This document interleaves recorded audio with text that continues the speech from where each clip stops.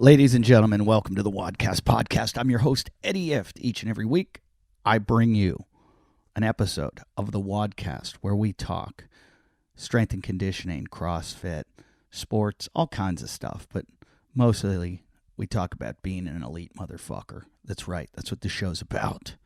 WODcast, if you don't know, stands for Workout of the Day. Cast comes from what you get on your arm from... Never mind. I'm trying to make a dumb joke. Here's the deal, everybody. The show, I've been very consistent with the show. I don't think we've missed a week in years. This past couple weeks, I have had a family emergency. I have not been able to do the show. I am back. Everything is good. Everything is, for now, stable. And the show will go on. I apologize if any of you were sitting there going, I don't know what to do without having... There's some back episodes I'm sure you could go listen to. Anyway, here we are. We've got a great episode with Chris Duffin today. I don't know how many of you are familiar with Chris Duffin. He is a pretty unique individual, world record holder of some powerlifting, has a strength and conditioning company that he has built from the ground up by himself. He's a best-selling author, just an incredible guy. It's a true rags to riches story, and he's incredibly inspirational. So much to talk about. Such a smart guy, and knows everything there is to know about strength. So we talked to him today. But before we get to Chris, I want to talk to you about the show. I want to thank everybody who supported the show and who has been understanding about what's happened in the past few weeks. I also want to thank our sponsors, Cellucor for one. Cellucor is, I talk about it in this episode because it's changed my life. I don't know about you. Always was looking for a pre-workout energy drink, because I'm usually on an empty stomach and I'm like, I need to eat food. Then I eat food and I'm like, oh, now I feel full and I can't work out. But I still need that energy. Well, I found it with Cellucor. They got a drink called C4 Energy. Need to try it. It's powered by carnosine beta-alanine, beta power. Now, again, I've mentioned this before and you've all heard about it. Beta-alanine is this thing that Matt Fraser talked about, said he feels like it gives him a third lung. Beta-alanine's selling, it's flying off the shelves right now. They can't keep it in stock. Well, right here, C4 Energy's got it, amongst other things. What doesn't it have? It doesn't have sugar, it doesn't have sodium, doesn't have carbs, and doesn't have calories. So it's everything you need without all the crap that you don't need. It's naturally flavored, no artificial colors, and it's not one of those crappy energy drinks. This is the real deal, and it's clinically proven to help you your performance. Clinically proven. You're like, how does it do that? Well, first let's talk about what it's got. In the 16-ounce can, it's got 200 milligrams of caffeine. It's only 150 in the 12-ounce. That's still more than a cup of coffee. So it's got the carnosine beta-alanine designed to delay the onset of fatigue, resulting in improved power and performance. I'm at my parents' house in Pittsburgh right now. I don't have any. I have a workout that I want to do, which I'm timing it to see how much better I got. And I would love to take one right before I do, but I do not have it. So there's other stuff in it. Citrulline malate, which supports an increase in nitric oxide levels. It's got beta-powered betaine, which is naturally derived from beets. We talked about beets on this show a lot and why you should be eating beets. Well, here, you can get it in here because it helps support hydration and better physical performance. It's, like I said, clinically proven to enhance your performance, okay? And you should basically take one before your workout. You can take one later in the day, too. Again, it's got caffeine. It's going to wake you up. Don't settle for any energy drink. In fact, don't even settle for any sugar-free energy drink. The C4 lineup is the family that elevates your energy with clinically studied performance ingredients. They got great flavors like cherry, limeade, and orange slice, And they have a 20% off discount. 20% off if you go to C, the letter C, the number 4, energy.com. Use the code WODcast. They're going to give you 20% off. So go order this. I should have ordered some when I was here. I'm regretting it now. Don't be like me. Go get your C4 Energy. Again, that's C4energy.com. Use the code WODcast for 20% off. Now, the workout I'm doing is I've been training under the guise. Is that the word? No, the guise is like what I'm hiding under the tutelage of one Hunter McIntyre, 8-time world champion. Just smashed another High Rocks event. The guy is just absolutely amazing and knows everything there is to know.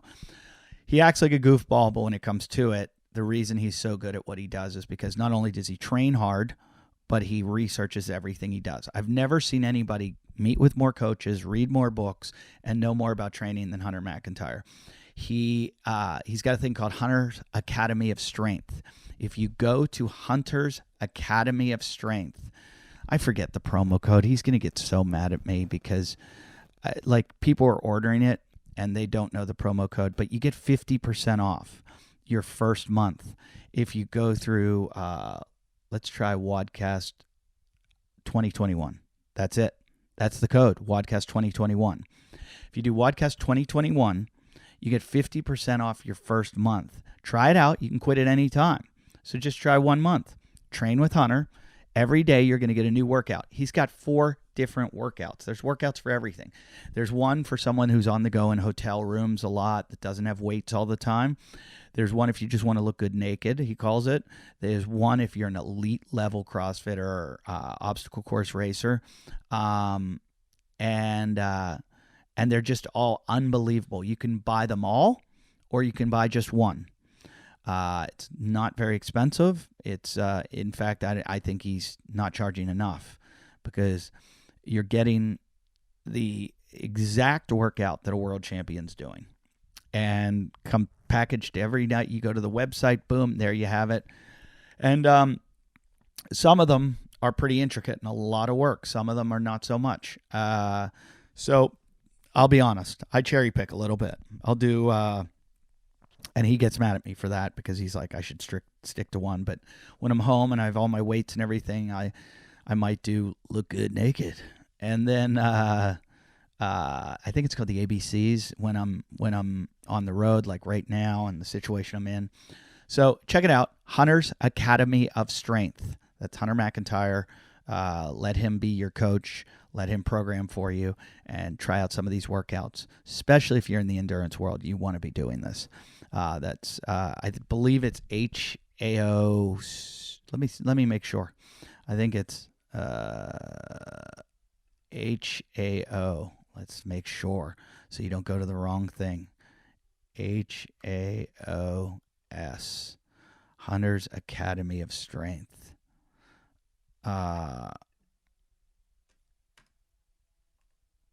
Hunter. There it is, right there. It is HOStraining.com. Use the code WODcast 2021. Like I said, 50% off your first month there. Check it out.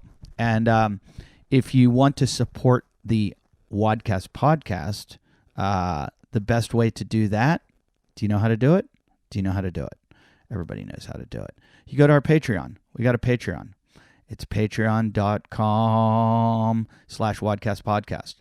Patreon.com/WODcastPodcast. And if you check that out, you can help us out, help out the show. And by helping out the show, you donate a little bit of money. It's patreon.com/WODcast. Okay, that's it. Patreon.com/WODcast. Or you go to WODcastPodcast.com/Patreon.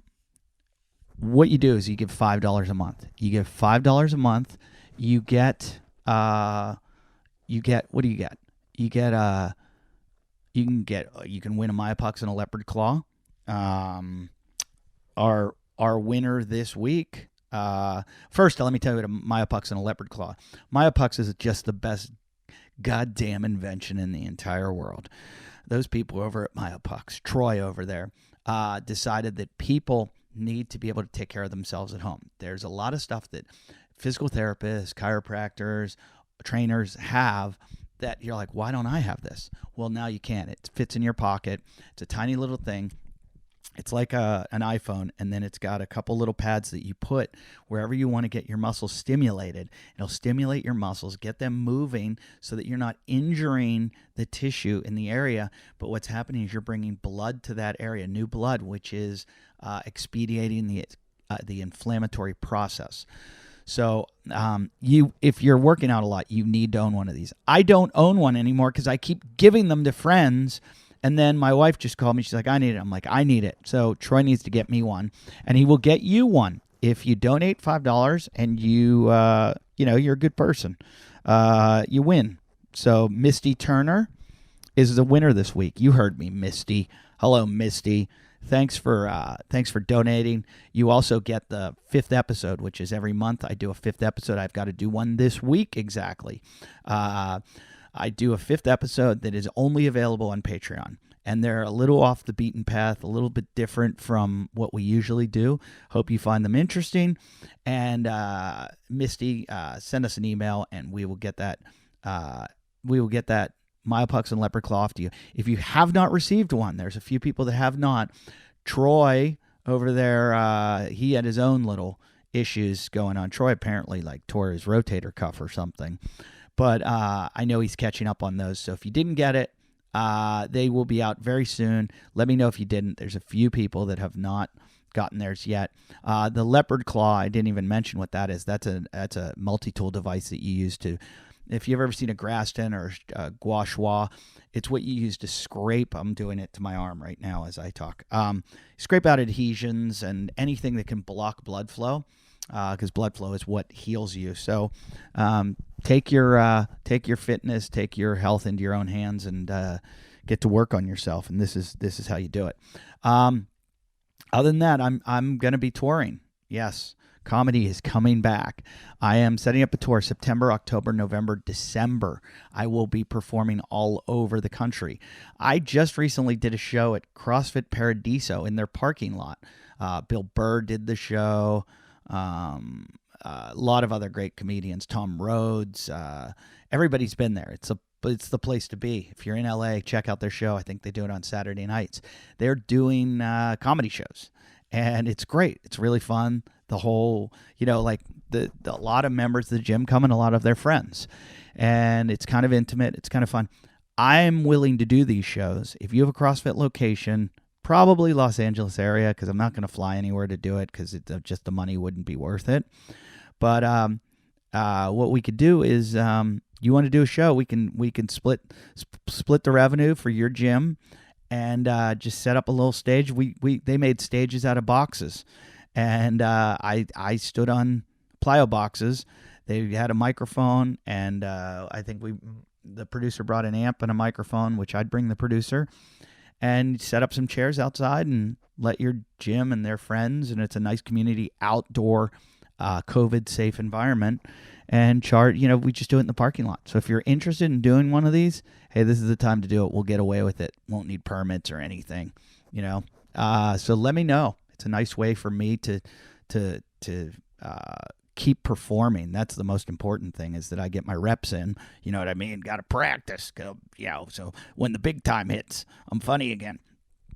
But it's also a way for you to make a little bit of money in your gym. So send me a message. Send me a DM on my Instagram at EddieIFT, EDDIEIFFT. And I think that's enough shit. And I got to get to Chris Duffin. Let's just get to the show. And it looks like we're going. How are you, buddy? How's everything going? Doing good. Interesting morning. I recorded an hour with American Meditating Radio first thing, and then went to donning my scientist suit with the cut off arms and some goggles to film some educational videos. And now we're going to do some WODcast. Yeah. So what was the meditation podcast? What was that about?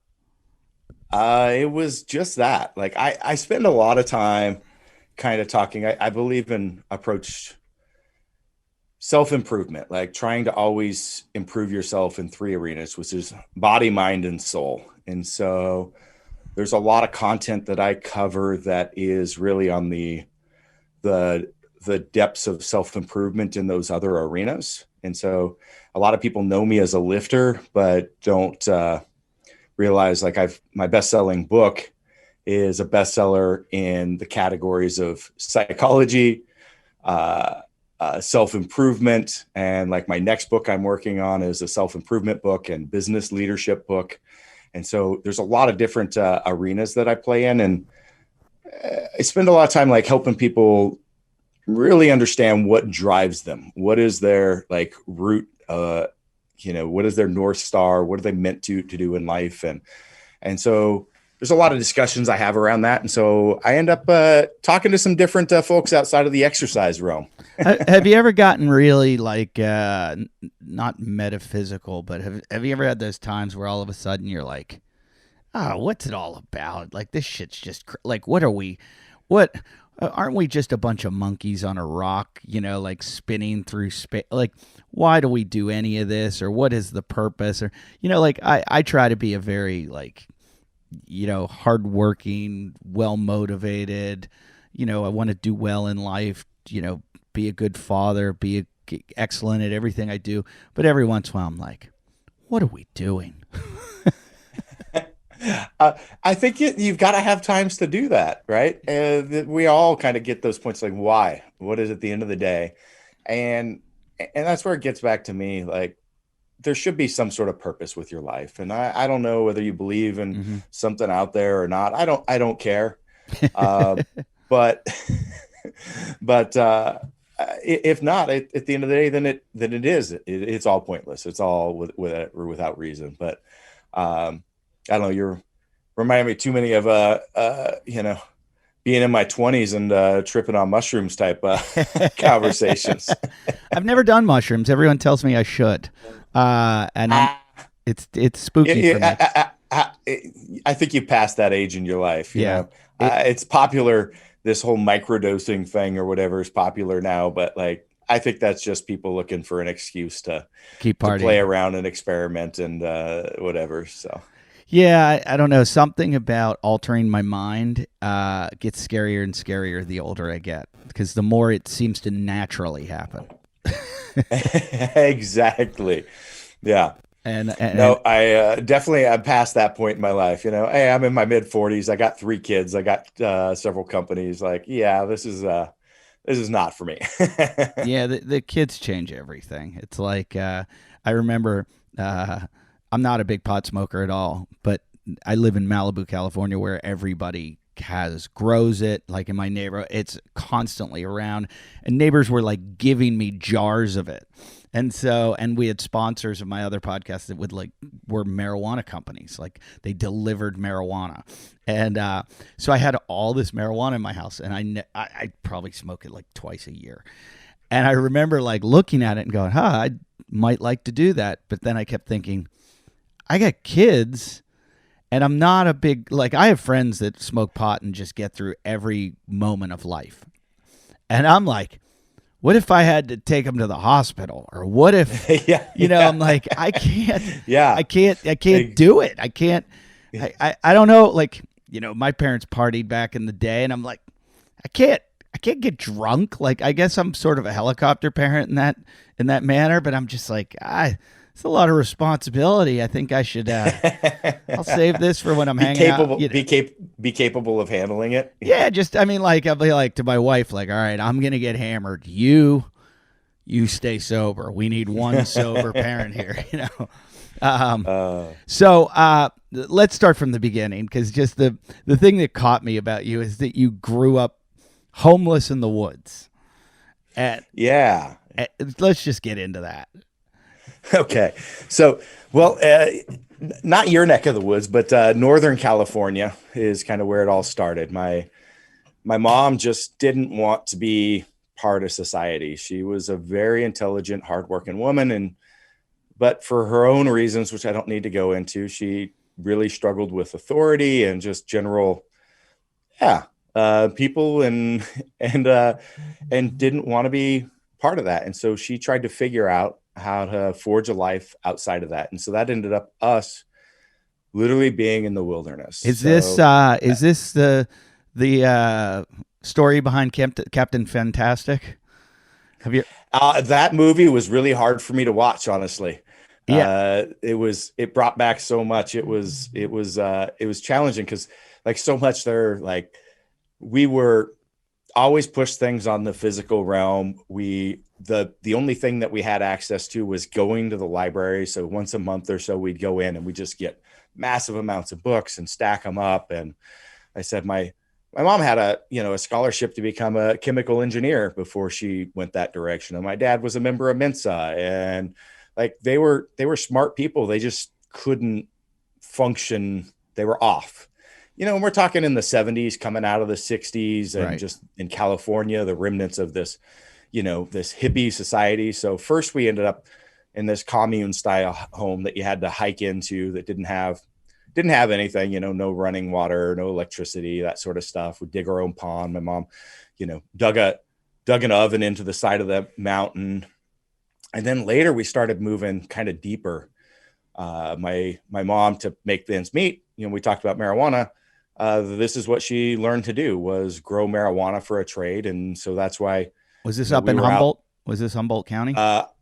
we were on the east side of the Humboldt border in Trinity County. So it was actually where the major growing happened, because Humboldt is a little bit, so Humboldt's in the valley, and then you come up the mountains, and then you get like in the mountains, there's, you come to Trinity County. So yeah, there was people running around with machine guns and stuff like that. I've seen it. I've seen in my book. That's why there's murderers, there's drug running, there's all sorts of stuff going on. There's a documentary on Netflix right now about like missing people up there and how many murders. And it's really, really creepy. No, it's a whole it underworld. just happened back then. It was crazy. And that, the police were in on it. It was pervasive. That's all. And so we lived, like, it'd take hours to get out to where we were. And then you drive up, and, there was times we were living in I think my book opens with me at 6 years old being taught how to capture and handle live rattlesnakes while we're living in tree forts. And, there's times that we had homes as well. We'd come in closer to town during the school year, but oftentimes it didn't have running water or electricity or either, or maybe it was just a condemned home, didn't even have doors. I'm imagining it varied. I'm imagining Captain Fantastic right now. And if anyone hasn't seen that film, it's an excellent film. And when I saw it, it struck so close to home, man. I cried during that movie. Well, that's honestly, hard. as you describe it, that's what I'm thinking. And it's your story's probably different, but I just keep picturing you in this story.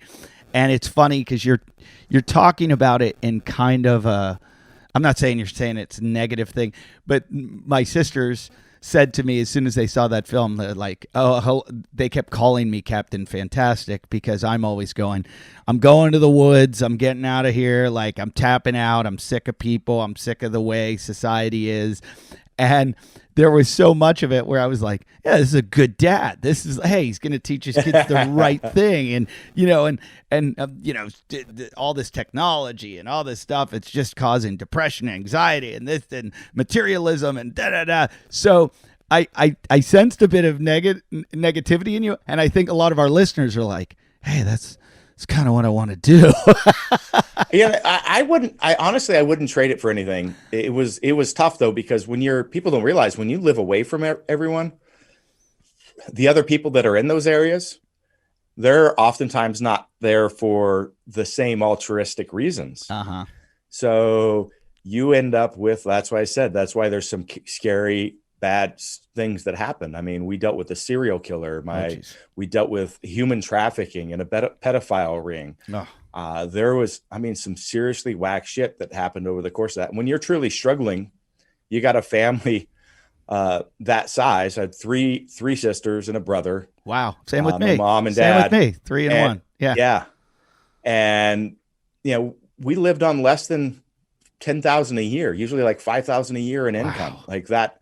You know how hard that is? Like, obviously the dollars are different now, but that is not the poverty that people know today, where you've still got your gaming system, your phone, and some nice clothes. Like, I've got the same, pair of pants forever.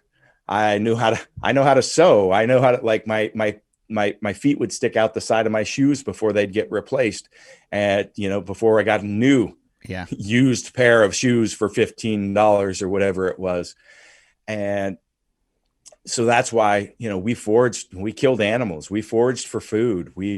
I would, when my parents later, so we were taken by the state for a while, that gets into the whole human trafficking, stuff like that. But parents got us back later, decided to get out of the drug trade, so that couldn't happen again up in Oregon, but quickly fell back into living away. So we only spent like 1 year in a normal home. And then we're back out in the woods, definitely all summer.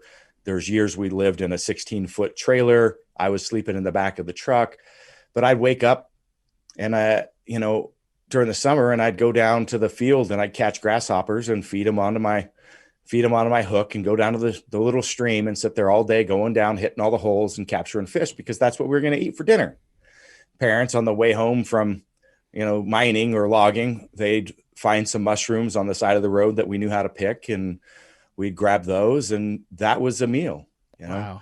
We ate things like porcupine and like odd stuff. Like, so there's the altruistic part of it, and the different environment, but there's also just like, man, struggle and learning perseverance. Right. Yeah. Oh, I can only imagine those hard things. I've seen some documentaries. There's one about I can't remember the name of the family right now, but they're a family out of San Diego where the father was a doctor, and he decided to pull them all out of school, and they drove around in a van, and they like surfed all the time, and there were like 10 kids, and it's a great documentary.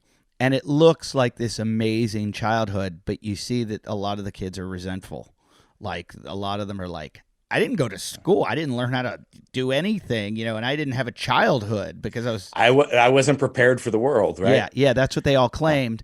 And some of them were very upset, it seemed. But it looks like in the beginning, as you're watching it, you're like, oh, these kids are having a great, because kids are kids. They'll find fun wherever there is fun.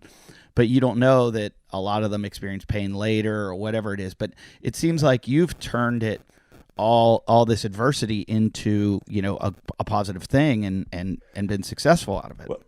Well, I had no choice. I was the one taking care of my sisters while my parents were out either tending crops, working the mine, whatever it was. And then my stepfather, who's the one that raised me and father of my sisters, kind of was in this slow descent into madness. And finally, when I left to go to college, I had a full ride scholarship for a dual engineering degree, because I did good in sports and academics, by the way. And I quit communicating at home, because I'm like, if I call home, I'd have to go give money.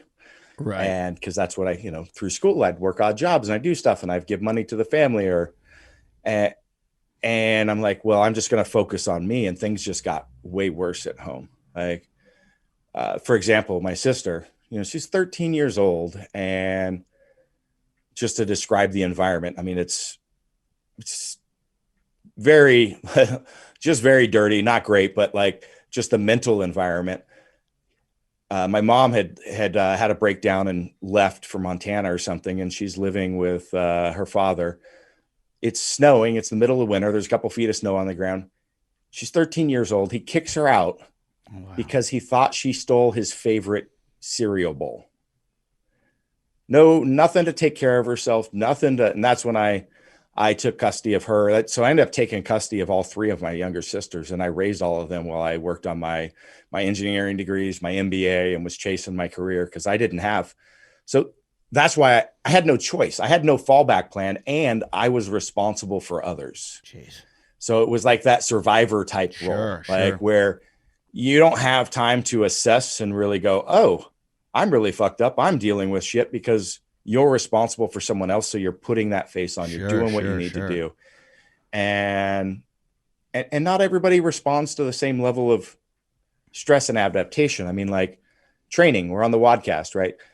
if you go in and hit a workout at a certain level, the next time you're with a little rest, you can do a harder one, and it's so on. That's progressive loading. And the same thing is on the mental and emotional sides of life. And if you get hit with too much trauma, just like if you do daily doubles at your favorite podcast box for 3 hours a day, 7 days a week, you're not going to recover. You're going to be on a downward trend, right? Yeah. But baseline, everybody has a different level. And so I'm not trying to like, oh, I'm a great or amazing person. I just happen to be able to have a high level of tolerance for being to take that on. And I was in a survivor type role where I had to take care of the family. And so I did that. I did a lot of things. And then, I moved from being homeless to being a corporate executive running aerospace and automotive companies and doing turnarounds. So your background, you were living in the Pacific Northwest. Were you going to college up there? Yes. So I went to Oregon Institute of Technology for my engineering degrees. And then I moved up. I was working full time while I did that and raising my sisters. And then I moved up to Portland with two of my other sisters, left Klamath Falls with the oldest of my sisters by that time was 18. So I left her with the house that I bought and then moved to Portland and started working on my MBA and kind of accelerating my career from there. Yeah. I love my sponsors. I really do. Kelly Starrett is one of my favorite people in the world, and I trust him more than anyone when it comes to mobility and rehabilitation. Cellucor and C4 Energy. I don't think there's a better pre-workout drink on the market today. And now I get to talk about Eat the 80, which I was just, like I said, I was trapped here in Pittsburgh. And so my parents eat horrible food. So I got to Eat the 80 because it's the most delicious food in the world. And then my parents want my food now. And I'm like, hey, you go and buy your crummy groceries. I'm going to eat the 80. It's just delicious. It's the best home-cooked meal that you could put in the microwave in 2.5 minutes. You're going to have something so delicious, so healthy. And the health, I have a standard. It's there. It's super, super healthy. But I sometimes sacrifice the taste. I'm like, who cares? I'm eating healthy. You don't have to with this. The taste is so, so good. And I'm just saying this from the bottom of my heart. They are not paying me to say that or writing this for me.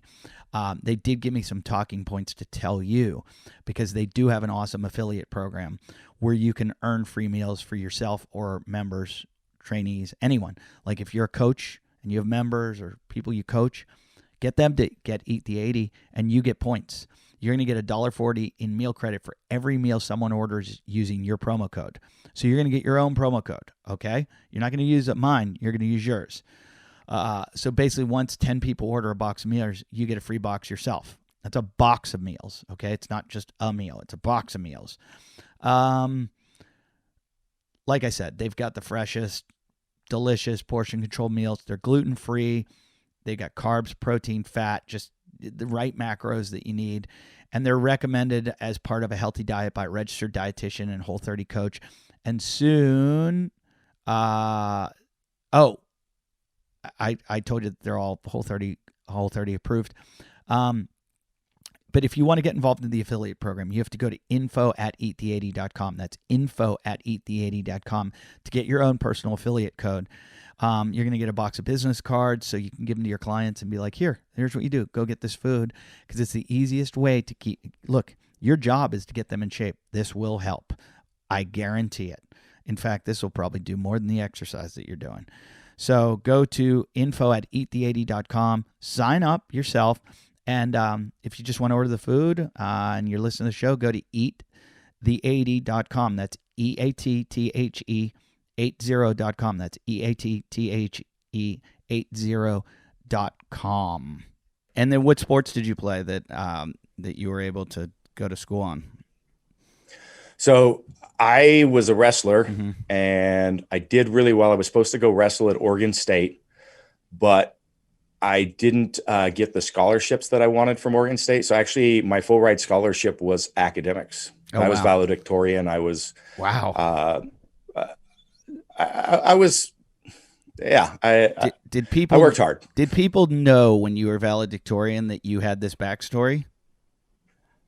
No. Well, actually, when that did, yes. So I actually, so the way it went down, like my senior year, about three-quarters of the way through, I was applying for scholarships. I didn't get the big scholarships that I needed to go to Oregon State.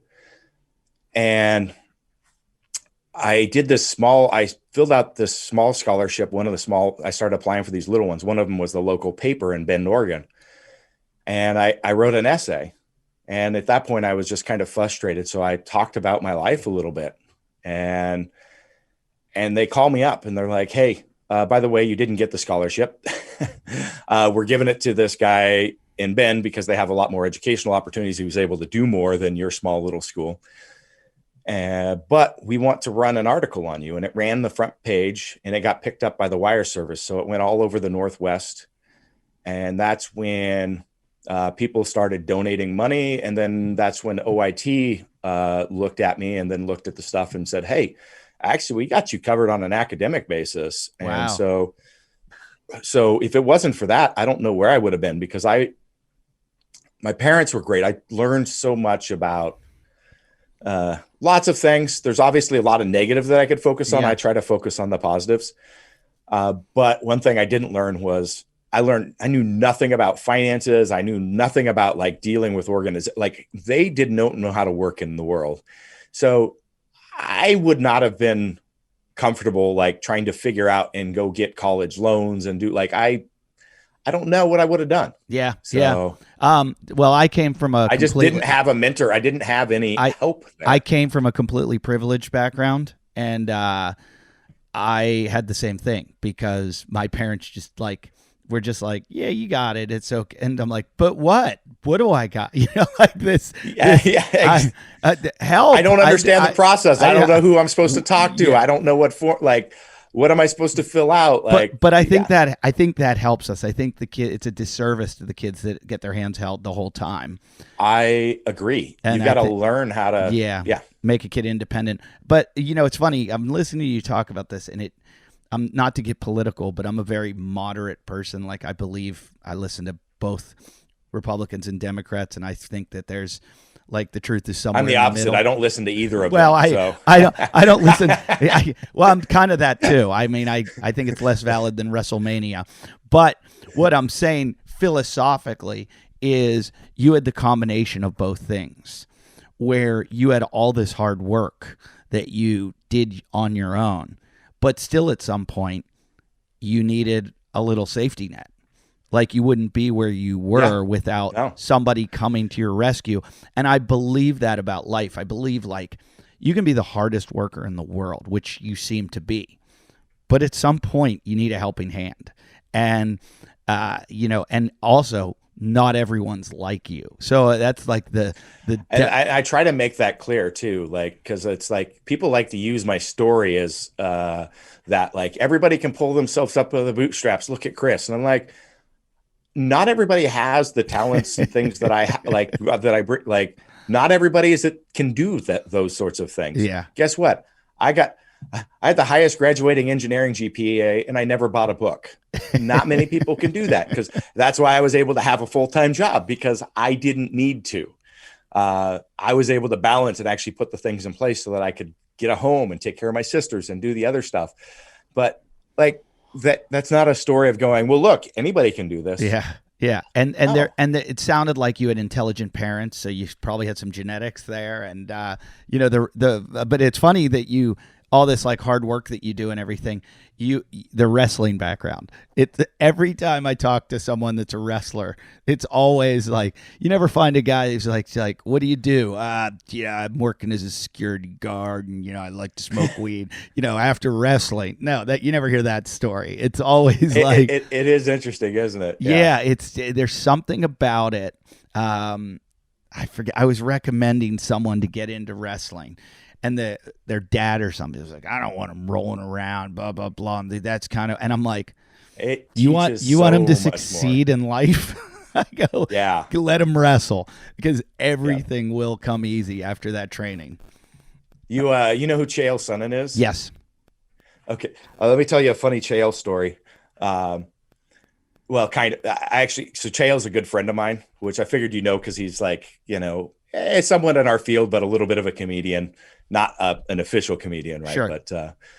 But my senior match, this is actually I was in the state finals, so I was in the championship match, and I ended up being stupid. I didn't have a single offensive point scored against me all the way through districts, all the way through state up to the final match, and I got cocky, made a stupid mistake, and lost the match myself. And I go down to the locker room, and I'm just pissed. And there's this giant table, like must have been several inches thick, solid oak. I grab it to move it out of my way, and it picks up, levitates, and flies across the room. And these two kids see it. And they're like, look at me, and they go running. Well, a number of years later, I've got a friend that I'm mentoring, best friend. This is 1995. So I've got a friend, and by this time, like, Chael has become my friend as well. And, I help him with a few things here and there.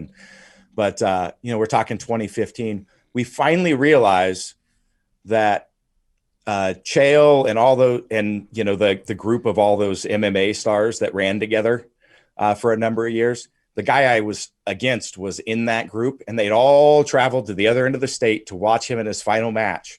And they're sitting there watching. They're like, the buddy that nobody heard comes out and starts pounding on him. They're like, what is going on?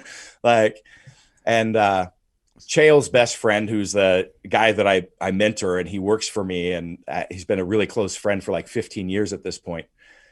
He's like, yeah. And then I went downstairs afterwards, and there he was, and he picked up this table, like, I don't know how, and threw it across. And we looked at him, and we turned tail, and we ran. I'm like, it's a funny story about, like, getting back to the spirituality, the connection of this world. Like, how did, like, the coincidences like that? I thought it was pretty entertaining. Is that synchronicity? Anyway, they were there. There's a word for that. We found out 25 years later that they were all there watching my match going, who the fuck is this guy? It's I forget, there's a word for that. It's not synchronicity. It's something about that. But I've had that. I had that weirdly just happen to me on it was, I think 2015 was Hurricane Marie in California, and it was the biggest waves we've ever had. And I like to surf. And I went to my local spot to paddle out, and it was bigger than I had ever seen it. And I was kind of ignorant in that I paddled out right away, me and a buddy. And I was just like, and paddling out, like, quickly, I was like, oh my God, I'm going to die. Like, this is crazy. These waves are going to kill me. And the paddle out is the scariest part. And I paddle out, and I finally make it out, like, so far out to the outside beyond the waves. And I'm now more terrified because I don't know how I'm going to get in. Like, I'm like thinking, can they send a helicopter for me, because I could die. And I look at this, and I say, I think I said it to myself. I go something like, holy shit, like, like something like, I'm so scared right now. And I look at this other guy, and he goes, yeah, me too. And I go, these waves are crazy. Like, I don't know how we're going to get in. And he goes, no, I just saw the biggest great white shark I've ever seen just go underneath me. And he was like white as a ghost. And I was like, I didn't even care about the shark. I was more worried about the waves. And that's how big it was. I was like, oh my God, fuck this shark. Like, there's a chance that sharks can avoid us. These waves aren't. So cut to like a month ago, I'm out there surfing at that spot, and there's this guy that's out at this really tiny waves, and he's sitting on his surfboard. He surfs with his fishing rod, and he'll cast his fishing rod and, like, in between waves, try to catch a fish, and then put his fishing rod in his mouth and ride a wave. And so I start talking to the dude, and somehow we get on the subject of 2015, how big and blah, blah, blah it was. And I'm like, there was a dude out here, and da-da-da, and the shark. And he goes, that was me. And he's That's like, awesome. he's like, I keep telling people about this and nobody believes me. And I'm like, I was there. I saw you and you were white as a ghost. And it's 6 years later. And I didn't remember the guy for the life of me because I guess, when you're in fear like that, all you just so dialed into some what's of the happening stuff to you. shuts down. Yeah. But it's just it is a tiny, tiny world. And So keep running. For those that don't know, Chael Sonnen was a bigwig MMA guy. He was kind of the bad guy, always doing funny commentary. But he has a commentary on some of the news network when it comes to the MMA stuff. So he's still highly involved. I saw him. He fought somewhat recently. Yeah, I think he's back in. So I haven't actually. I was just texting him a couple weeks ago. I didn't ask, but yeah, he just had a fight. So I guess he's still in it. Yeah, I remember watching him and like trying to explain MMA to my wife with him. He was fighting, and she's like, "Wait, what are they doing? Why are they hitting each other now?" One of those. So you get a double engineering? What kind of engineering? Actually, I ended up. I was working full time, so in my career at that point. So actually, I just finished my manufacturing engineering degree, which I did in 3 years. And the fourth year, I was working on finishing my mechanical engineering degree. And the last term, I had 11 credits left, and I realized at that point, I'm never going to be an engineer. So I did all the work for the second engineering degree and literally dropped out halfway through the term because I was like I said, I was in the middle of buying a home. I had a whole lot of stuff going. I'm like, I don't got time for this. So I was working for a door and window company running its production facilities at the time. And so that's when I knew I was going to go after my master's, and I just didn't finish that second one off. So you got the MBA because you just didn't want to be a guy like behind the scenes. You wanted to be making the decisions, or what was it? It was really starting to figure out some of the things that I did. Like I really struggled with like sitting down to do work. Yeah. So I have ADHD, pretty severe, in fact. And so, like I mentioned, I didn't have books for school because I couldn't sit down and study. And so if I get super hyper focused, I could be amazing. Like I'd have the best like CAD files, when we're doing machine design and things like that while doing stuff in college. But I realized it wasn't sustainable. And I was challenging myself. Like I was this quiet, introverted kid, right? I didn't have many friends. I just you can imagine kind of the upbringing and the interactions would be a struggle for me. But I was working in this job as a supervisor at this door and window, basically lumber mill. And I found it challenging. And I'm like, I want to go this direction. I want to get either a master's in management or a master's in business and use the technical background that I have, but explore this thing that is hard for me, which is this leadership. But somehow I was seeing a lot of success in it already early, even though but that was my view of a leader was very different than I saw them as being this like getting up in front of everybody and doing beautiful, articulate, motivational speeches. And like, that wasn't me at all. Like I just talked to people one-on-one and I was real. And apparently that seemed to work pretty good. Yeah. But I'm just amazed. Treating people well. I know how hard an engineering degree is because I used to have some fraternity brothers in college that were in engineering, and you wouldn't see them. They were working. So people underestimate. People talk about med school and blah blah blah. It's like engineering is that's not easy. So it was insanity. I just used to look at them and. Med school, you come out and you're guaranteed like this huge income usually, and there are probably doctors. I don't know if doctors listen to this, but they're probably like, "Oh, what are you talking about? We don't make that much money." But engineering, you're not necessarily guaranteed the money you are like a doctor, and the education is brutal. Yeah, and so I still end up working in that environment and being highly engineering related, but usually I was running engineering, or the engineering manager ended up reporting to me. those sorts of things. But I was able to communicate and talk the talk. A lot of engineers are not great leaders, as you could imagine. They're very much task, going to focus, kind of not great at stepping into those roles. And so I felt that I had kind of a set of skills to do that. And that's the direction I ended up heading. And it really set me up for success with Kabuki Strength. Were you working out all the time while this was going on? Yeah, I started lifting in 1988. Okay. How old were you at the time? You were young. I was 12 or 13. I think it was 12. And that was for wrestling? I just wanted to be bigger and stronger. Right. And, impress people, because I just, like I said, I had a lot of self-esteem issues and stuff related to, how people interacted with me. And so early on, it was like just doing jump squats and running with weights and doing push-ups and things like that until I got to middle school where there was a weight room. Mm-hmm. And then I was mowing lawns and chopping wood to save up money so I could buy the old cheap cement weight sets, the hollow bars and cement coated in plastic. And that was just outside, and I'd lift weights outside. And then once I got into the wrestling, I didn't lift during the wrestling season, but it was a lot of lifting for that. I ended up taking a little bit of break in college. So probably about a year and a half, I didn't lift. And then in 2000, so when I started working on my MBA, I decided I was going to get into competitive weightlifting, or powerlifting. So I went and did my first competition, I think at the end of 2000, and by 2008, I was pretty good.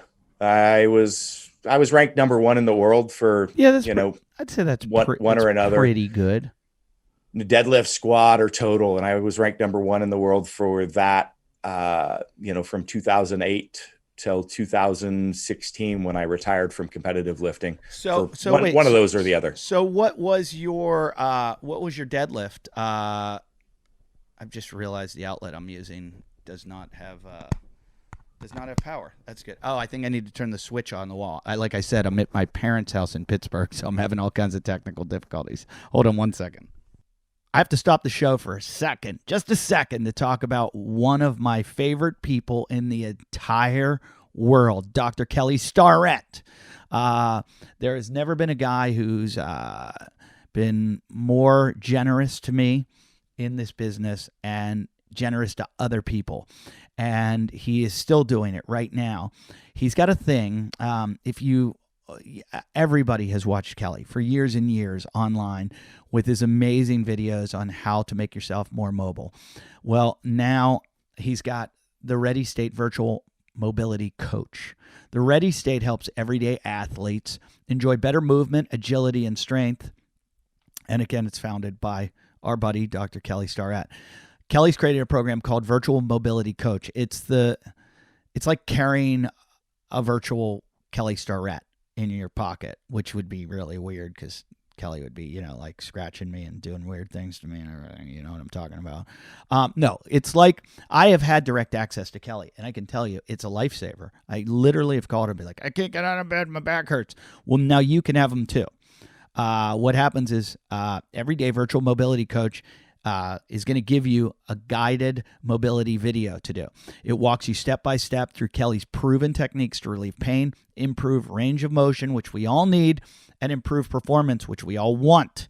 On and on and on and on. Okay, if you're in pain, you can pull up a picture of the human body, click on what hurts, and from there get a customized regimen to help find relief. This is one of the best things I've ever seen in an app or on the internet. You find the body. You don't have to do the research. You don't have to try to figure out. You don't have to go to the doctors. You just point, and Kelly's going to show you, okay, this is probably what's going on. This is what you need to do. All right? So Virtual Mobility Coach offers all sorts of pre, post-exercise mobility sequences for more than 50 sports and activities. Right now, if you're listening to this podcast, you're a fan of this show, and you like this, you can try Virtual Mobility Coach for 2 weeks completely free. And if you decide to continue, you get 10% off for the life of your membership using promo code WODcast10. That's WODcast10 at checkout. Okay? So again, that's thereadystate.com. Thereadystate.com. Use the code WODcast10 when you sign up. You're going to get 10% off for the life of your membership after your 14-day free trial ends.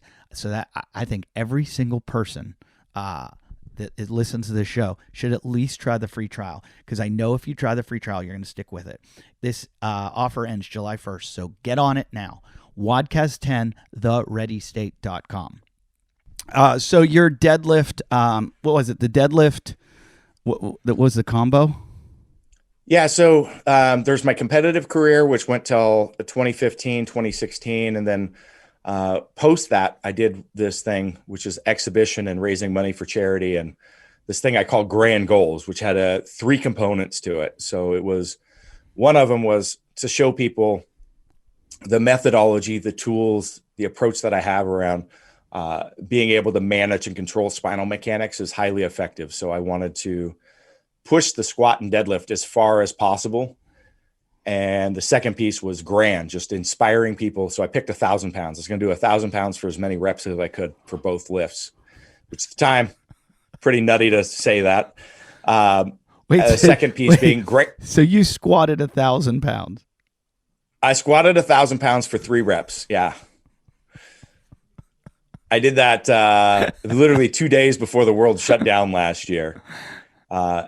And I could see the deadlift, maybe. I did the deadlift for, I didn't lock out the 3rd rep. So, but it's still the standing Guinness World Record for the most weight ever sumo deadlifted. You missed that 3rd rep. Well, I just want, people are like, well, what's your max? I'm like, the whole point is like, I wanted to pick a grand, 1,000 pounds, but also the spinal mechanics, like the longer you like doing stuff like that, standing for 30 seconds and going through the squat for that is way different than a single, right? It's just so, anybody watch my video, you'll see how easy the first one was. Like my max was way over that, but be able to stabilize as a smaller guy. Like when I did the squat, I was 280 pounds. When I did the deadlift, I was 265. Now I'm going to ask a question you don't have to answer. You can answer it however you want. Are there performance-enhancing drugs involved in this at all? Yes, there was. Okay. So, I'm glad you answered it because some people, and I have no problem with that. I'm not judging you at all. Let's have a little conversation around that. I mean, so I didn't use performance enhancers until I was 33. And so I've been training for 20 years. I already had an 801 pound deadlift as a 198 pound tested athlete. Jeez. And then I used them because I wanted to be the best in the world. And there's at some level, there's an argument. You're always going to, no matter what you do or don't do, you can be accused of it.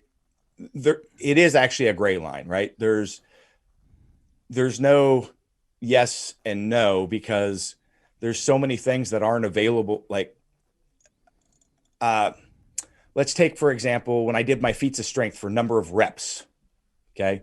So deadlifting 400 pounds for like 60 reps in 60 seconds and things like that.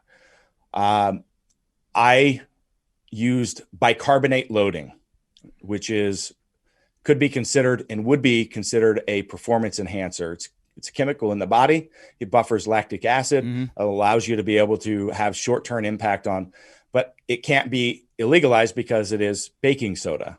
Oh yeah. And so testing, if you have a piece of bread, stop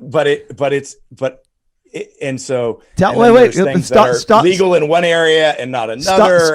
Stop right there because it's funny you say that. I grew up running track, and I remember, just like any athlete, you're if you want to be great, you're going to look at any way to get better, whether it be the best shoes, the best workout gear, the best programming. I remember I was struggling in my workouts, and I was trying to figure out how to buffer my lactic acid. And this was in high school. And I started reading about baking soda. And so I started stirring it into water and trying to drink this. And I found it impossible to drink. But I thought, this will help my workouts. Now, A, I didn't know it was illegal. B, and I don't know if that would have stopped me, but B, I don't know if I was doing it correctly, and C, it tasted horribly. Oh, and if you take the wrong amount, it will fuck up your GI. You will shit up a storm like Yeah, you wouldn't believe, which is not going to help your performance. But anyway, I'm not making excuses or anything. I'm just saying, based on societal norms and different country rules and different athletic organizations, it's not as clear as people would think. Not at all. And so at some point I'm like, you're always going to be accused no matter what it is. And there's an argument that you are. And I'm like, if you're chasing the top level things, I'm just going to remove that. I'm going to go and open that up. And so, yeah, I used PEDs from then until the completion of my squat. And it's not something that I recommend people do. There's serious long-term ramifications that come with it, short-term and long-term. And you got to be able to understand that that's a lifestyle choice that you're making from then on. It's not a one-time thing. And so I really don't think that people should go down that route, and definitely nobody, unless it's your career, it's your livelihood, it's your income, like it's what your family relies upon. Like, people need to take that decision on themselves and do so wisely, and make sure that they have the help of a doctor that can monitor their blood work and be able to guide them in that process, and be willing to live with the ramifications that come with it. So, well, I think that's it. But I used during that period. It's a big deal in CrossFit, and they do testing. And I've always said, let's do it like bodybuilding. Let's have a natural division, and let's have an all out. Just because they're testing doesn't mean it's clean either. I know. Everybody knows this. We've had episode after episode where we discuss this, and all the experts will let you know that. And I don't have a problem with it, because I would like to see human performance at its peak. Like, what can we do if you work so hard and science is behind you? Yeah. And I'm all for that. That's what I wanted to see. I wanted to see like the full extent. Nobody's ever done that before. And I wanted to see what was humanly possible. Yeah. And then, so the second piece was just inspiring people, this grand, over the top, like you can accomplish a whole lot more than you think. And then the third piece of grand goals was raising money for charities that I believe in, which they're all ones kind of tied to things in my life. So most significant of which is actually Alex's Lemonade Stand. So if anybody's not familiar with that organization, just take a look. You'll probably want to donate it once you read the story. But it's cancer research for children, started by a young girl who was diagnosed and ended up dying a couple years later. But she wanted to raise $1 million for childhood cancer research, and she did it through her Lemonade Stand. And it still lives on and has generated hundreds of millions of dollars. So Special Olympics, one we continue to support. And then locally, we do a lot of work with homeless mothers, or there's a teen homes for sexually abused, kids. Those are the things that I've been working to raise awareness and money for. Yeah. All sound great. And, I think I want to backtrack a little bit. Like, cancer touches everyone. Every single person I know has someone or knows someone. So there are so many good ones out there. I'm not familiar with Alex's Lemonade Stand, but I'm going to check it out. Check it out. 100% of all donations are go. I love that. I love that. That's one thing people should do. I was telling my dad that the other day about, before you donate to someone, go to charitynavigator.org and check out the charity and see how they're spending their money. You'd be surprised at how many they exist for other reasons. Yeah, there's really so many bureaucratic institutions. They probably start off with good intentions, but then they hire someone who hires someone who hires someone, and then all of a sudden you have 7 million people working there, and they all need their $250,000 a year, and they all need to buy a new car, and they just... And then 95% of it is going to supporting that. Yeah, and they find out it's kind of a gravy train, and they're like, hey, look at this. We can...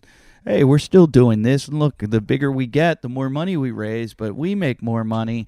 It's like politics. And like I said, I didn't want to talk it, but my dad donated money to some politician, and now he doesn't understand why his phone is ringing off the hook and why he gets 7,000 emails every day. And I'm like, do not give those people because they have money. targeted you as a sucker. Yeah, like they want to suck. They want to suck you dry. More donations, please. They're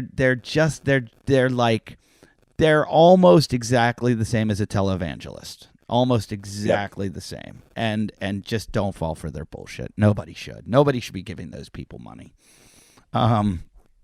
It's unbelievable. I can't believe people still do.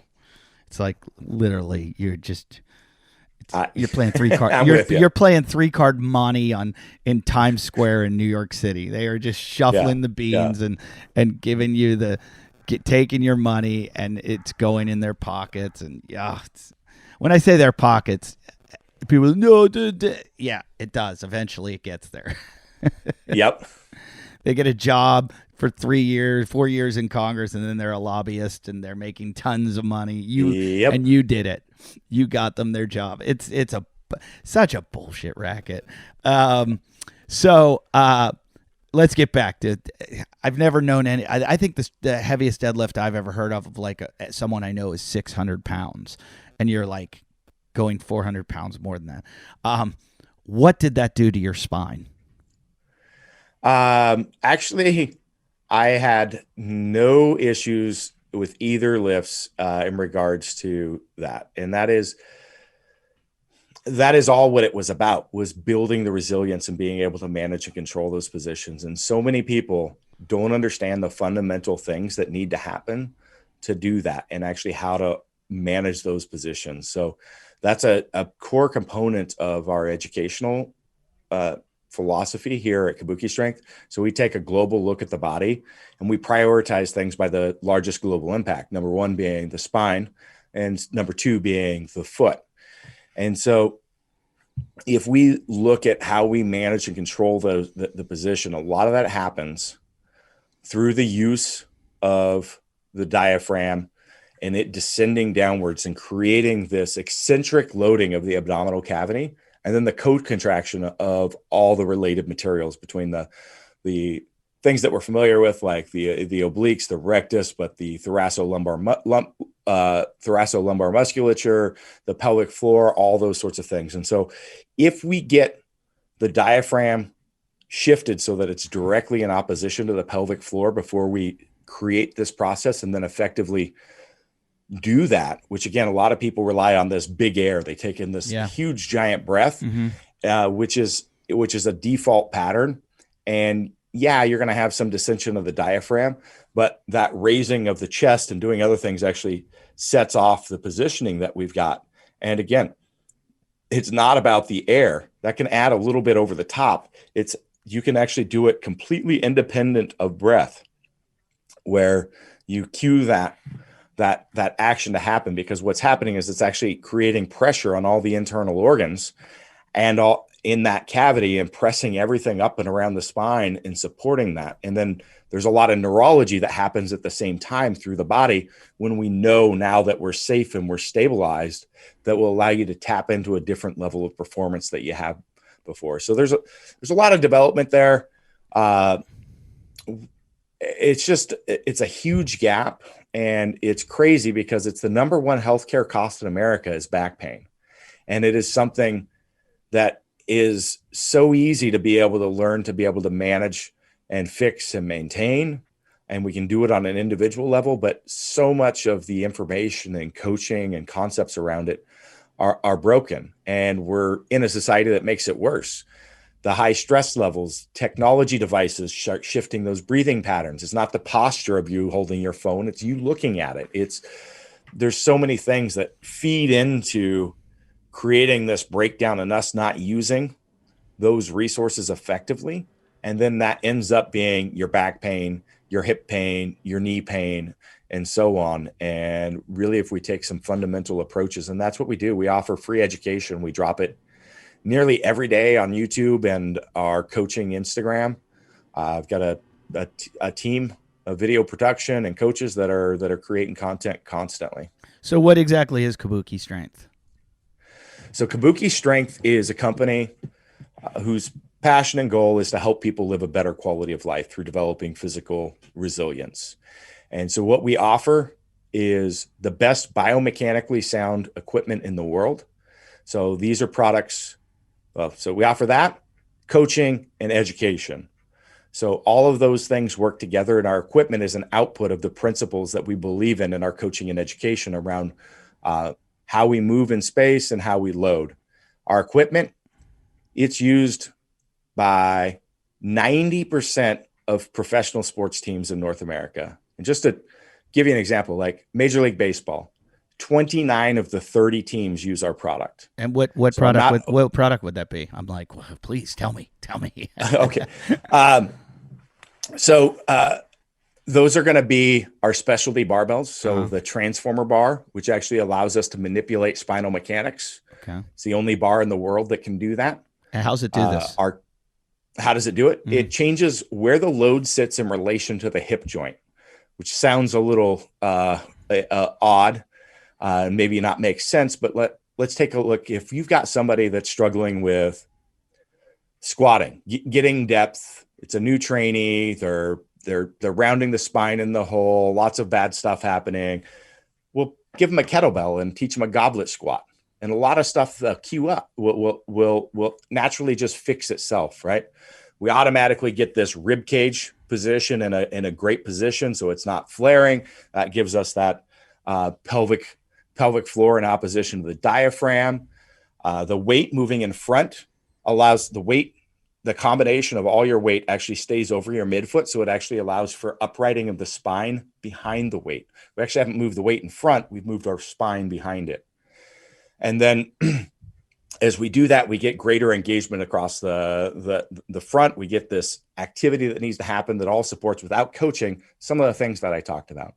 So our Transformer bar is the only bar in the world, it's patent pending for it, that we can actually move and manipulate where that load sits. So now we can load it.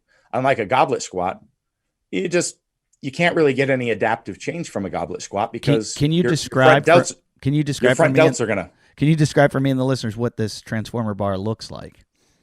It looks like a safety squat bar, except the axis of rotation is freed up and the distance from center is freed up. Axis from center is freed up. So I'm going to Google it. Go to the website, look it up. I'm going to check it out. Transformer bar. So with a safety squat bar, the weight is sitting a little bit forward, maybe towards like a front squat. Right. If you look at where the weight is actually centered at. Okay. Yep. So the bar is angled and it moves that weight a little bit forward. Well, we free up how far that weight can move away from you. So we can put that further away. And then we can change that angle so we can move that all around. So we can mimic any type of squat that you want. If you want a goblet squat far away, a front squat, a back squat, a camber bar squat. Does it have? There's 24 different spaces, bars that it can be. And so it allows you to fine tune it for what you want to see in the movement, what your desired output is from training. And so like Dwayne Johnson, The Rock, he's got 4 of the old version and 4 of the new version. They're in every location. They're in rehab clinics all over the place. Like I said, professional sports teams, Major League Baseball, all over. Do you need a coach to set it for you, or is this easy to figure out on your own? It's easy to figure out on your own. So it's got basically like these easy, harder graphics right on there. And then there's a little cam lock pin lever that you can click a position that'll say safety squat bar, back squat, front squat. And so you could actually just glance at it. And then there's higher level education available online, or people that are really into understanding this stuff that can take it to a whole nother level. So it's both very intuitive, but you can also play with it at a much higher level of depth if you choose. Yeah, sounds really cool. Sounds like something I have to dive into to kind of figure out. So it's the best bar for squatting in the world. The next is the Cadillac Bar, which is the best bar for pressing in the world. So talk about playground physics for a minute. So both this and our open trap bar rely on this concept of a difference between a teeter-totter and a swing set. So if you walk into a playground, a teeter-totter is always going to be sitting on one side or the other. Technically, there's a balance point, this perfect balance point, but it's infinitely perfect, which means you can never find it. A swing, so that's because center of axis rotation and center of mass are on the same axis.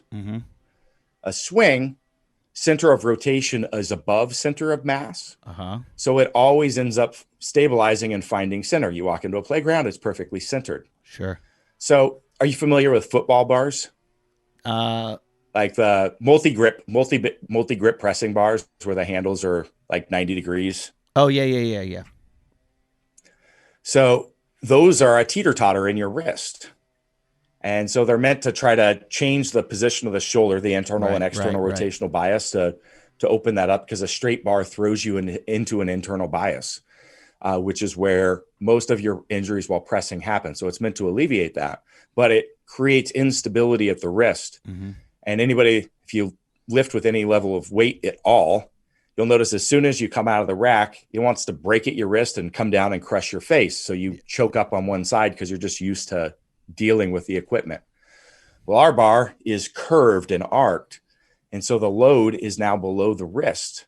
And then every handle position is slightly different, because the wider you go, you have a different internal versus external rotational bias. Gotcha. And we match that based on the arc of the shoulder, leaving just a little bit left for external rotational bias to cue into. So a person that has struggled, another one that's used heavy in Major League Baseball, because we have so many people, it's crazy, that can't bench a straight bar to their chest without pain, yet can throw on a couple plates and do a workout, tons of reps and sets with a Cadillac bar, which has a 3-inch greater range of motion. So you're actually going down below the chest because, again, that arc, have zero pain. I'm right now I'm listening to you. Right now I'm listening to you, and I'm like, this is it. This is the whole reason I can't bench that. That's why this would change it all. I'd be putting up 315 tomorrow with this.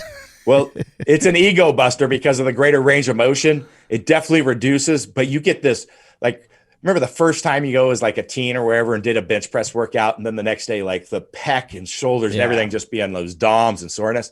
Like, it'll bring that out, but it ramps your bench. Like, you do a training cycle with it and then go back to a straight bar and you're like, what is this? This is so easy. Life is easy. And your max just shoots up. Yeah. But for athleticism, like all of our sports, nearly all of them, even like a football lineman, they start generating power behind the shoulder, not out in front. So it has a huge athletic potential. But what happens is we stack all those joints with this bar, add stability at the distal end, and all of a sudden things hugely change because we're tapping in again to some neurological changes. So that's the best pressing bar in the world. Then there's the open trap bar. So we released this trap bar, happened to be the exact same day Alico released their open trap bar, except ours has like 12 more features and is way better designed than theirs, that stands up. So you can, even with 1,000 pounds, you can grab it. It stands up, lifts the weight. So it's a built-in jack, lifts the weights off the ground. So this is like a hex bar, like a trap bar for deadlifting? Yes, except it's open. So now it's not for deadlifting. Now you can do your carries with it. You can do single leg work with it. You could do a row. So bend over slightly. The bar's not in your way. You could lay down on a bench and do a seal row. You could do curls now because the bar's not in your way. You can pop it up and do overhead movements because now you don't have a bar in your way. It is the most versatile. Calling it a trap bar once you've opened it up is crazy. Like, you will see, we got an exercise index. So it basically has like one side to it and not the other side. Yes. So and it's got a built-in jack. You just grab it and pop it up. Like, with just one hand force, you can unrack 1,000 pounds. So you can pull the plates on and off. Right. I'm just sitting trying to. I can't wait to go to your site and look at this. I'm so backwards here in my the NBA, all the NBA love this bar. Well, I have a guy on the show, and I'm going to have him on soon. The Nike, he's up there in Oregon. Ryan Flaherty, who's the head of performance training at Nike, and he does the show often. And he's a huge proponent of the trap bar for speed, and it's all he does with his athletes. This is the absolute best. Yeah, and then we unlock the handles so you can change the handle sizes. So you can do standard, you can do an 1.5 inches, you can do a 2-inch. The 2-inch can even be set up so that it works as a rolling thunder style.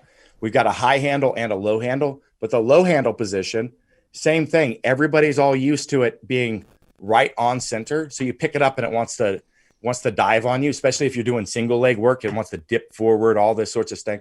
Ours is offset just enough, 3/8 of an inch, just enough so that the center of mass is below the center of rotation, stabilizes it, balances it in your hands, and allows you to do and perform so much better, but effectively doesn't change the height of the lift. That's why everybody gravitates to the high handle position on a trap bar if it's available, by the way, because it just feels better. It's not just the height, but the balance, the same playground physics stuff come into play. And then we have wider and narrower grips. So if you're working with small teens, small female athletes, you can get it to the right. Or if you're working with NBA players that are 7 foot plus, or the big football players, you can go with the super wide grip. So this is the same, Thor uses it. Like I said, it's crazy who uses our bars. Like they're being used on the set of filming for Black Adam by all the movie stars. It's being used on the Marvel Studios set for our products for all the stuff there. You're in LA, so there's several like leading places that work with high-end clients. My friend, he's the strength coach for the Lakers too. Owns a place there. He uses all our stuff. Like I said, Lindsey Vaughn, the Rock has our stuff in every location that he shoots in. Any major college you can think of, plus 600 plus more, all use our stuff. Yeah, I got to tell Ryan about this because he always loves the newest, best. When he's dealing with the top guys in the world, and it's funny. I'll try to show him something, and he'll know about it. So he'll probably know before I do. But I always text him and I go, hey, do you know this nutritionist? Or, hey, do you know this person? Or, hey, and he's like, yeah. But yeah, I got that. Like he does it for a living, and it's a hobby for me. So he's way ahead of me. It'd be like him going, hey, have you heard this comedian Kevin Hart? And I'd be like, yeah, I think I've heard of him. I think I've heard of him. So I'm probably behind the 8 ball on this one myself. Like I'm probably a little slow on it. I'm not a big. Well, it's the people that know use our stuff. So that's why I was listing like everybody that's educated. They're all over our stuff because it is the absolute best.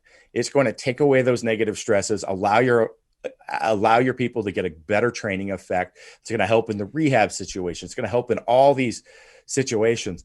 So that's what we're adopted by the top first, and then other people start finding out about us. Right. Like you'd think, start here and kind of work your way up until you get to those levels. Right. Well, that's the best way to do it. It's the other way around. The influencers, everybody wants to know what the best people are using.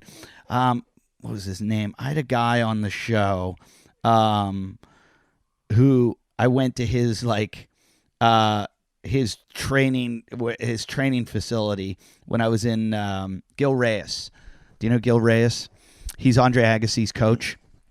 Okay. And I went to his secret laboratory in Las Vegas, and this guy had built all these amazing he had a squat machine that when you would push up on the squat, it was for Andre because Andre had so many things wrong with him. You would push up on the squat, it would take out all the weight on your way back down. So it was all eccentric or concentric. I forget which one it is. I always get confused. But you could do side squats, and it would move with you too. And it was a machine. And because Andre had some kind of hip issues, I think, and couldn't do this stuff. And then he built this bench press machine where you press a pedal and it gives you the lift off. And I was like, he had all these like things, and I was like, this is so cool. And he doesn't have any patents on them, or no one else uses them. And I'm like, you got to sell this shit. It's like amazing shit. Like you've done it. You've gone out, built them, and then sold them. So that's awesome. I can't wait to go to your website. Is it Kabuki Strength or Kabuki? How do you spell that? Yep. Kabuki. Okay, awesome. Strength.com. I'm looking forward to that. I could talk to you for probably 20 hours. There's like we got a couple other. We got some really sweet. So anybody that's into eccentric based training or flywheel training, we just released a product on Friday. It is the very first horizontal and vertical. So we basically dropped the cost of like a K-Box system and other systems out there. I probably shouldn't say people's names, but basically any other high-end flywheel device. We have some patented innovation that puts it all into one machine. So you're talking like a rowing machine? You're talking like a rowing machine? No, it's using inertia, so a flywheel system, to generate force instead of gravity. So you could do any pulley-based movement, belt squats. You could do rowing, but you would do probably more of a traditional like weight training rowing or pull downs or things like that. Okay, so you're like tricep press downs or something like that. This is what you're you talking. Can do all that. Basically anything and everything. And so with the flywheel, it's adding the tension so you don't have to have weights on the other end. Right. So the flywheel, it's effort-based. So whatever you put into it, your peak concentric force gets delivered right back in the eccentric. So there's no stop. So you can't like pause. So it has a huge metabolic effect. And then all the research shows, well, besides the impact on hypertrophy, strength, but it's huge on tendon stiffness and recovery. So it's used quite a bit in clinical applications. They've just been super expensive because you have to have several different systems to make a gym. And we put it all in one with some patented innovation. So it's really cool. So this thing figures out how hard you're pulling and counteracts that. It happens through physics. Okay. So whatever you put into it, it doesn't figure it out. Whatever you put into it, it gives back. Okay, let me interrupt you. Let me interrupt you for a second and just let you know that I didn't even make it to there was a class in high school science called ecology that I had to take because it was for the dumb kids. I was never near a physics class. I wasn't even allowed to walk down that hallway.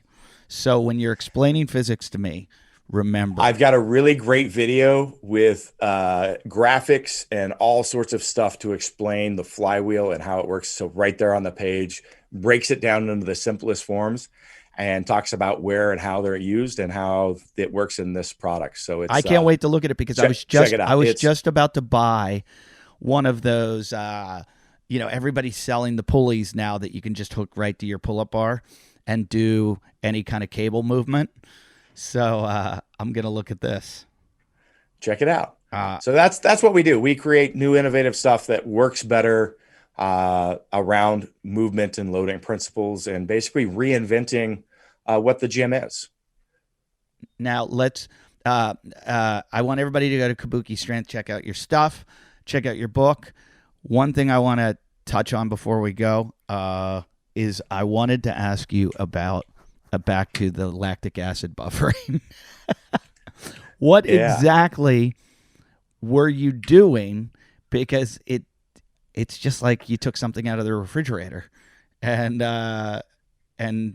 So would you stir it into water? Yes. So you were doing what I was doing. I wasn't that far off. No, you're right on. You do it about 30 to 45 minutes. And again, it'd be between a higher endurance type. So it's like rowing is the perfect sport for it. So it gets used in rowing quite a bit. Mm-hmm. Sprinting like a 200, a 400, those things where you're reaching it's very physically demanding, but you're not quite into that realm. So I used it on things like deadlifting straight for a minute, squatting straight for a minute with massive loads. And so it has an impact on that. It does what it neutralizes the acid, right? That's what it does. So you put it in your stomach. Unfortunately, it's going to make your stomach upset, and it's going to make you shit like crazy. So, so you have to There's a price to be pay. willing to live with those things. Okay. So you can try to get it dialed in and do other things to affect it. Yeah. Yeah, because I don't, it was me as a little scientist, that's what I ran it was because of the 400 meters. I was running the 400 meter dash. 400. Yeah. So it's a perfect, you were spot on. The 400 would be the perfect application for it. Right. Another one that ups that, that helps improve that is increasing your nitrates significantly, and actually lactate itself.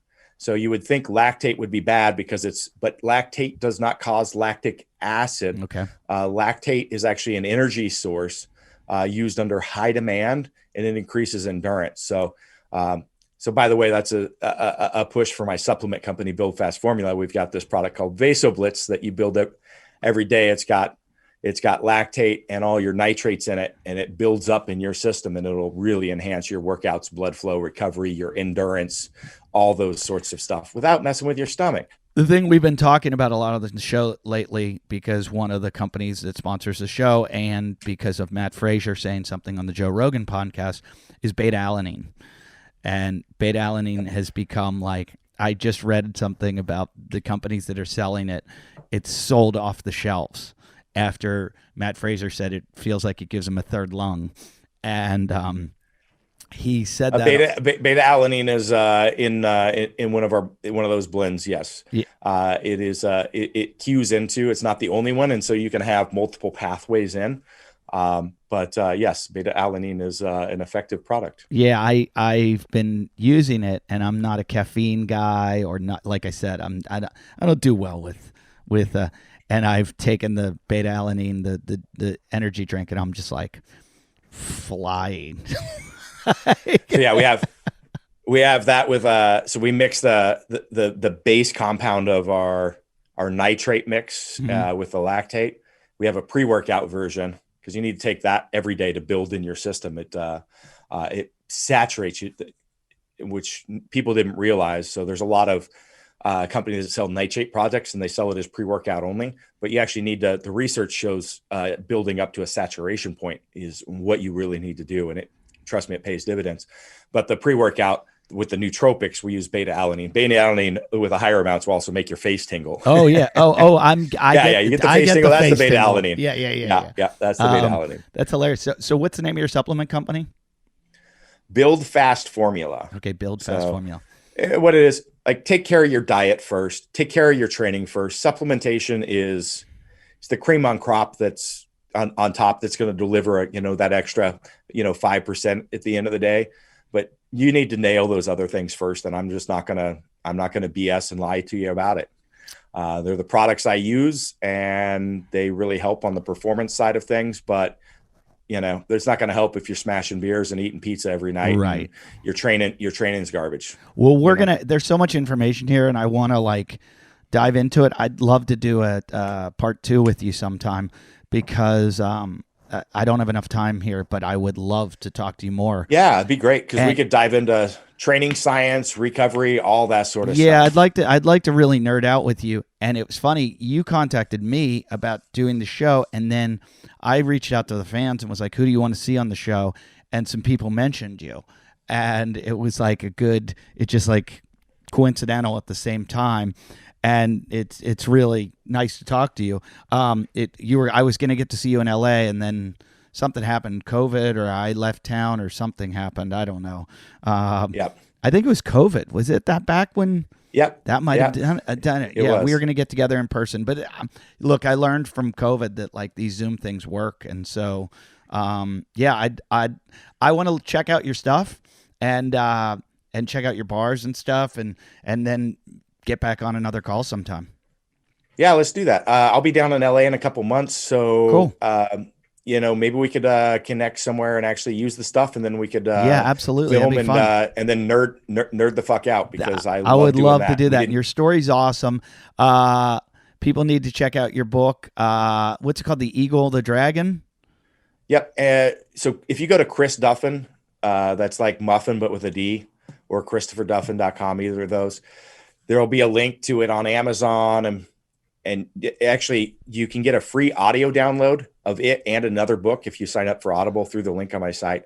It has the links on my site. There's not much there. It's just like, hey, here's where I'm at. So it's got Kabuki Strength, Build Fast Formula, Barefoot Athletics for minimalist shoots. That's bear as in BEAR. So imagine growing up in the woods, bears, right? They're on there, and then links to my social channels. But I'm pretty easy to find. Just type in Chris Duffin in search. Type in Chris Duffin in the social medias. I'll pop up. I got a little blue check. I'm easy to find. Did Duffin, you like Muffin, did but you with a D. read did you read the book yourself, or did you have someone else do it? I read it myself. Good. I just get weirded out hearing other people read. My publisher said, "Oh, you don't want to do that. It's going to be hard." And I'm like, "I have to do this." And then I got it done. They're like, "Okay, that was good." I'm like, "Okay." Yeah. I got to hear the person do it. It's so weird when it's someone else. And well, thanks for doing the show. I really appreciate it. You guys, thanks for listening. You heard everywhere to get a hold of Chris. And if you like the show, rate, review, comment on iTunes.